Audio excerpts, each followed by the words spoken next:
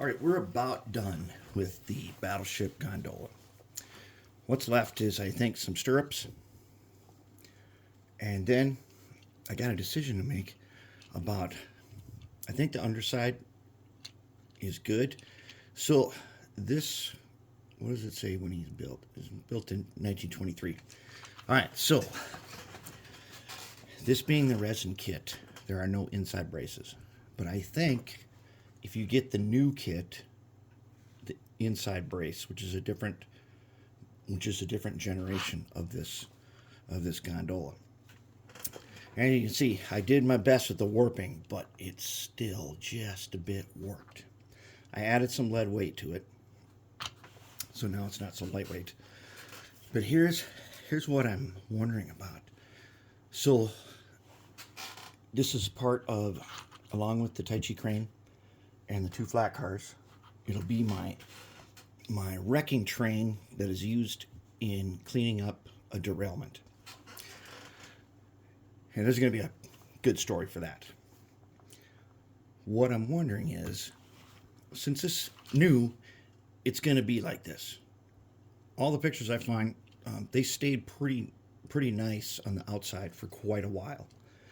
But the inside, I'm not sure about. Now, I've just got it painted in brown camouflage.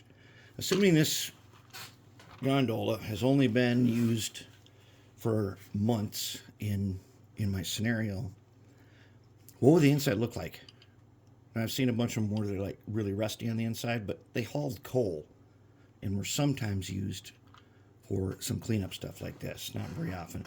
But later, some of them were used in steel mills. And those are like the only color pictures you can find, and they're beat up fearsomely. But that attests to how good they were. They were good. So I need your guys' help. Help me. How should I paint the inside? Assuming this was just recently dumped of coal, what would the inside look like? And I got to crowdsource that because the photos are all black and white. So I can't tell what exactly the inside of this should look like.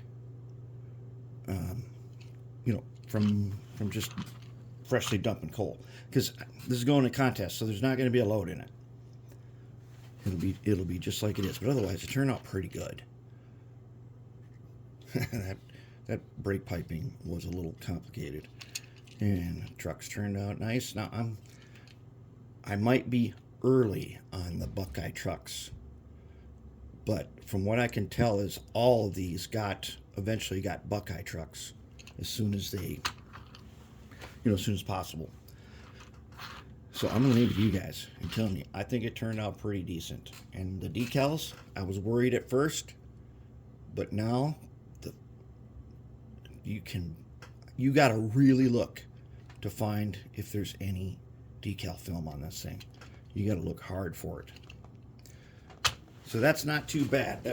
I like the way it looks. We'll get some stirrups on them.